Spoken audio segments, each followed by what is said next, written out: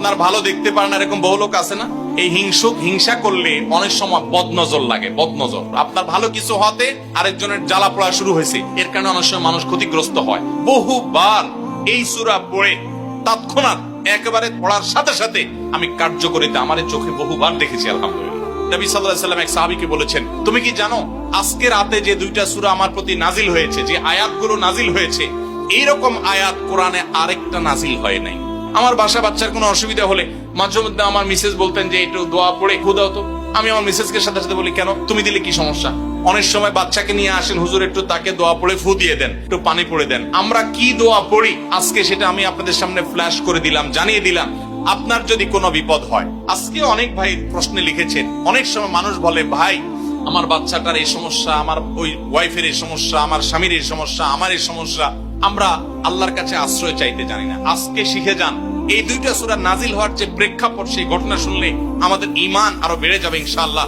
নবী সাল্লাল্লাহু আলাইহি ওয়াসাল্লাম একবার অসুস্থ হয়ে পড়েছেন এবং অসুস্থতাটা এত মারাত্মক ছিল যে আমাদের আয়েশা রাদিয়াল্লাহু আনহা বলেছেন, অনেক কাজ তিনি করেন নাই অথচ তিনি বলতেন তিনি করেছেন, মানে তার মনে হতো তিনি করেছেন।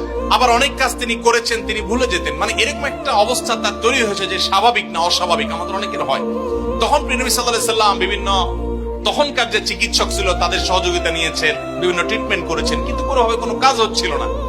আল্লাহ রাব্বুল আলামিন তার নবী সাল্লাল্লাহু আলাইহি ওয়াসাল্লামের চিকিৎসার জন্য দুইজন ফেরেশতা পাঠিয়েছেন। তাদের একজন ফেরেশতা নবী সাল্লাল্লাহু আলাইহি ওয়াসাল্লাম স্বপ্নে দেখছেন যে একজন ফেরেশতা তার মাথার কাছে এসে দাঁড়িয়েছে নবী সাল্লাল্লাহু আলাইহি ওয়াসাল্লামের, আরেকজন ফেরেশতা নবী করিম সাল্লাল্লাহু আলাইহি ওয়াসাল্লামের পায়ের কাছে এসে দাঁড়িয়েছে।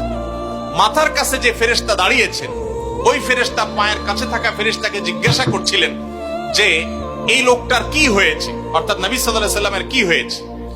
তখন পায়ের কাছে থাকা ফেরেশতা খুব মনোযোগ সহকারে শুনেন, পায়ের কাছে যে ফেরেশতা দাঁড়ায় ছিলেন উনি বলতেছেন, ওনাকে, অর্থাৎ আমাদের নবী সাল্লাল্লাহু আলাইহি ওয়াসাল্লামের কথা বলছেন, ওনাকে জাদু করেছে। পায়ের কাছে থাকা ফেরেশতা এটা বলার পর মাথার কাছে থাকা ফেরেশতা আবার জিজ্ঞাসা করলেন, কে জাদু করেছে? পায়ের কাছে থাকা ফেরেশতা তার নামও বলেছে, লবিদ ইবনে আসাম নামে এক ইহুদি, উপর দিয়া মুনাফিক মুসলমান সাজছে, আসলে সে ইহুদি, সে জাদু করছে নবী সাল্লাল্লাহু আলাইহি ওয়াসাল্লাম।